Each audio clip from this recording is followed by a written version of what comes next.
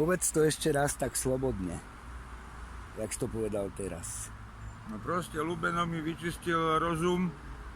Po tých všetkých tráblach, čo som zažil, sa cítim o 1000% lepšie. Nemôžem povedať, že to nie je pravda, lebo to tak cítim, taký pocit proste mám. Jednoducho sa cítim úžasne. A viem, ako vykročiť ďalej do života s normálnou myslou a s normálnym pocitom.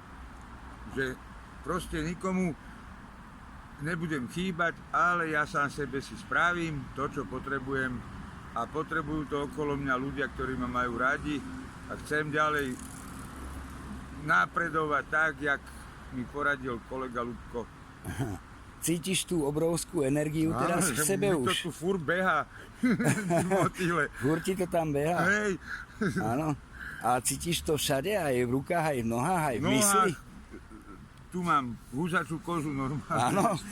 Dobre, a postav sa, prejdi sa, uvoľni sa. Však som? No a ideš.